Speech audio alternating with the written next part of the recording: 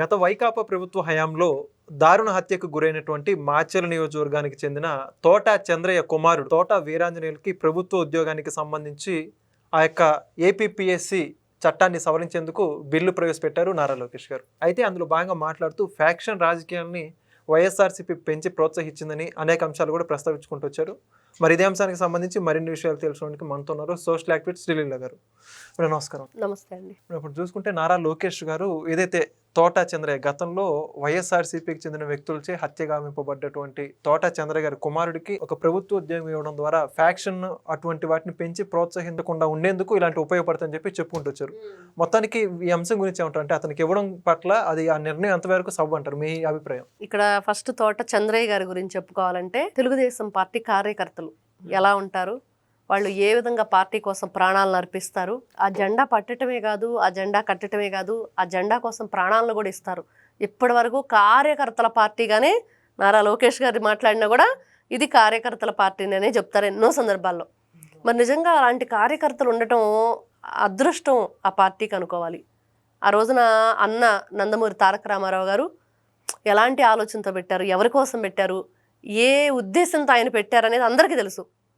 పేద బడుగు బలహీన వర్గాలని ఏ విధంగా మనం వెన్నుతట్టి ప్రోత్సహించాలి, మహిళలకి ఏ విధంగా ఆస్తిలో సమాన హక్కునిచ్చి మరి వాళ్ళకి పెద్దపీట వేయాలి, పేదల పట్ల మనం ఎలాంటి వాళ్ళకి అభ్యుదయానికి మనం ముందుకు తీసుకువెళ్ళాలి. మరి ఈ బియ్యం కానివ్వండి, కిలో రూపాయి 2 రూపాయలకి బియ్యం, జనతా వస్త్రాలు, ఇలా ఎన్నో రకాలుగా మరి తెలుగుదేశం పార్టీ ముందుకు తీసుకెళ్తూ ఈ కార్యకర్తలే వెనకుండి నడిపించారు అనేది మాత్రం వాస్తవం. మరి అలాంటి కార్యకర్త తోట చంద్రయ్య నిజంగా ఆయన గురించి చెప్పుకోవాలంటే నడి రోడ్డు మీద కత్తులతో గొంతు కోస్తున్నా కూడా జై చంద్రబాబు అంటాను, జై టీడీపీ అంటాను, కానీ జై జగన్ అనే మాట మాత్రం నేను అనను అని తన ప్రాణాలను అర్పించిన వైనం. నిజంగా చెప్పుకుంటూ ఉంటే ఇప్పటికి కూడా ప్రతి ఒక్కరికి కూడా చాలా భయంకరమైన సన్నివేశం కళ్ళకు కట్టినట్టు కనిపిస్తూనే ఉండేది. పట్టపగలు ఎవరండి అంత దారుణంగా చేసేది? ఇంత కిరాతకమైన పరిపాలన ఆ రోజు పండగ పూట అని చెప్పేసి ఉంది. అవును, జగన్మోహన్ అవును, ఎంత దారుణం అంటే అసలు అంటే ఒక కోడినో మేకనో చేస్తుంటేనే అందరం కూడా దాని ప్రాణం ఎంత విలువెల్లాడిపోతుందో. ఒక చిన్న ఎదురు కొట్టుకుంటే మనకు రాయి కాళ్ళకి అమ్మా అని అరుస్తాం, దెబ్బ తగిలితే ఎంత విలువెల్లాడిపో. అలాంటిది గొంతు కోసారంటే ఎంత కిరాతకమైన మనుషుల్ని జగన్మోహన్ రెడ్డి పెంచి పోషించాడు. వాళ్ళకి ఎలాంటి ఫీడింగ్ ఇచ్చాడు ఆయన? ఎక్కడైనా కక్షలు కార్పణ్యాలు జరుగుతూ ఉంటే ఇప్పుడు నారా చంద్రబాబు నాయుడు అలాంటి మాటలు మాట్లాడొద్దు అంటాడు ఆయన, అలాంటి పనులు చేయకూడదమ్మా అంటారు. అంటే వ్యక్తిత్వం, వాళ్ళ ఆలోచన విధానం, పిల్లలకు మనం ఎలాంటి ఆలోచనలు ఇవ్వాలి, ఏ విధంగా పార్టీని ముందుకు తీసుకువెళ్ళాలి, పార్టీ నిజంగా ప్రజల కోసం ఆలోచించేవాళ్ళు, నిజంగా పార్టీని ముందుకు తీసుకెళ్లాలనుకునేవాళ్ళు, నిజంగా ఈ పార్టీని పెట్టుకొని మనం ప్రజలకి ఆ రాష్ట్రానికి అభివృద్ధి తీసుకువెళదాం, భావి భవిష్యత్ తరాలకి మంచి ఉపాధిని కల్పిద్దామనే ఆలోచన ఉన్న వాళ్ళు అయితే ఎవ్వరూ ఇలాంటి భయంకరమైన పాలిటిక్స్ని అయితే చేయరండి. ఇంత దారుణంగా ఇట్లాంటి రాజకీయ హత్యలు ఏదైతే ఉన్నాయో, మరి ఇంత దుర్మార్గంగా జగన్మోహన్ రెడ్డి గారి పరిపాలన కొనసాగిందంటే అడుగడుగున 2019 నుంచి 24 వరకు వాళ్ళ కిరాతకమైన ఆలోచనల్ని ఏ విధంగా ఇలాంటి పనుల రూపంలో చూపించారు. అంటే ఇసుక గురించి క్వశ్చన్ చేశారండి. ఒక ఎస్సీ సామాజిక వర్గానికి చెందిన వ్యక్తి, అతనికి శిరోమండనం చేశారు నగ్నంగా పోలీస్ స్టేషన్లో, ఆయనకి 3rd డిగ్రీ ఇచ్చిన వైనం. అంటే క్వశ్చన్ చేయకూడదు ఎవరు.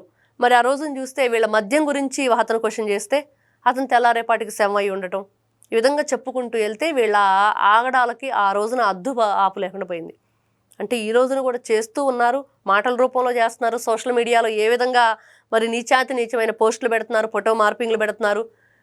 వచ్చిన తర్వాత దాన్ని అందరూ కూడా నారా చంద్రబాబు నాయుడు గారు ఆర్టిఫిషియల్ ఇంటెలిజెన్స్ అంటే మంచి యువతకు భవిష్యత్తు ఉండిద్ది, చాలా ఇంప్రూవ్ చేసుకోండి మీ ఆలోచనలు అని చెప్తే వీళ్ళు ఈ విధంగా ఇంప్రూవ్ చేస్తున్నారు. వీళ్ళ ఆలోచన విధాలు ఇంత దిగజారిపోయి ఉన్నాయి. అంటే మనం ఏ సాంకేతికమైన దీన్ని తీసుకొచ్చినా కూడా వీళ్ళు దాన్ని ఏ విధంగా మరి మిస్యూజ్ చేస్తున్నారో చూస్తున్నాం. నిజంగా ఇక్కడ తోట చంద్రయ్య గారి విషయానికి వస్తే వాళ్ళ అబ్బాయికి ఈరోజు జరిగింది నిజంగా అంటే ఆమోద ముద్ర లేకపోవటం అనేది బాధాకరమైన విషయం. కానీ దాన్ని కూడా నారా లోకేష్ గారు అలా జరగటానికి వీల్లేదు.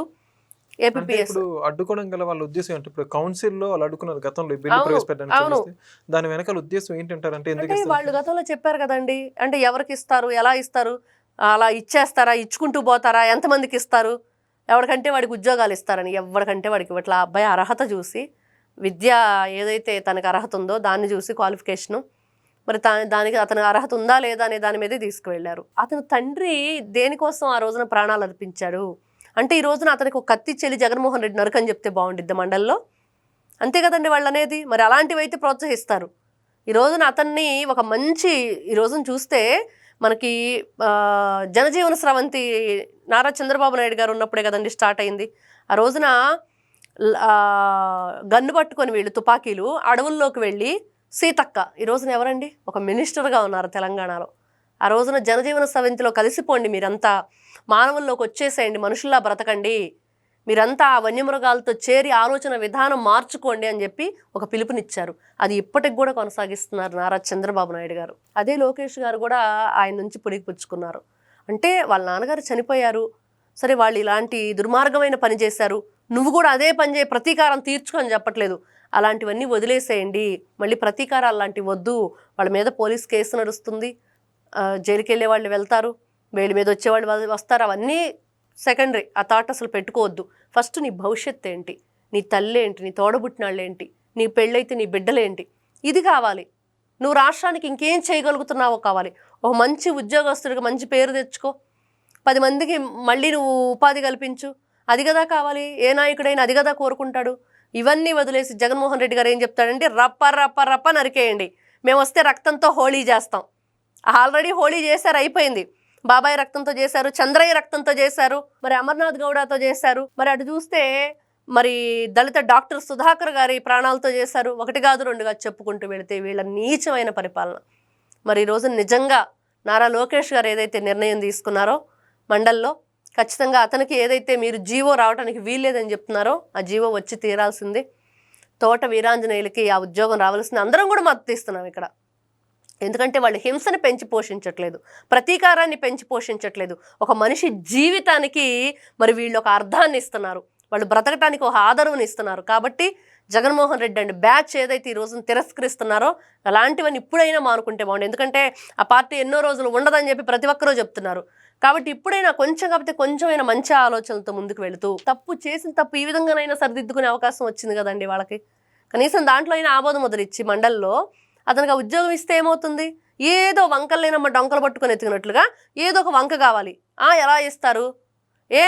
గోరంట్ల మాధవ్కి ఈ రోజున అధికార ప్రతినిధి ఇవ్వంగా లేని ఆయనకి ఇస్తే తప్ప, ఎమ్మెల్సీ అనంతబాబు డోర్ డెలివరీ చేస్తే మర్డర్ చేసి ఆయన ఎమ్మెల్సీని పెట్టుకుని వెనకాల తిప్పుకుంటున్నాడు జగన్మోహన్ రెడ్డి, ఆయనకి ఇస్తే ఇది లేదు కానీ వీళ్ళకి ఇస్తే తప్ప. ఈ రోజున మండలి చైర్మన్ ఆయన గవర్నర్ కోటాలో ఇచ్చారు ఎమ్మెల్సీ ఆ చైర్మన్ గారికి. ఈ రోజున ఆయన ఏం చేస్తున్నాడు? జగన్మోహన్ రెడ్డి స్క్రిప్ట్ చదువుతున్నాడని అందరూ అడుగుతున్నారు. ఒక గౌరవం అనేది లేకుండా చేసుకుంటున్నారు వాళ్ళు చేసే పనుల వల్ల, ఆలోచన విధానం వల్ల. కాబట్టి ఈ రోజున నారా లోకేష్ గారు నిజంగా ఆయనకి చేతులు ఎత్తి నమస్కరించవలసిన ఈ రోజున పని. ఎందుకంటే ఖచ్చితంగా పెద్దవాడ చిన్నవాడ అనేది పక్కన పెడితే చేసిన పని అలాంటిది, ఒక జీవితాన్ని ఇచ్చాడు అనేది. కాబట్టి ఖచ్చితంగా ఇది మంచి విషయం. వైఎస్ఆర్సీపీ పార్టీ లాగా ఇట్లాంటి రాజకీయ హత్యలు కానివ్వండి, ఇట్లాంటి కుట్రలు కానీ ఎవ్వరూ కూడా పెంచి పోషించడం నేర్చుకోవద్దు, వాటిని ప్రోత్సహించవద్దు. Thank you. నమస్తే. Please subscribe to Leo News for more videos.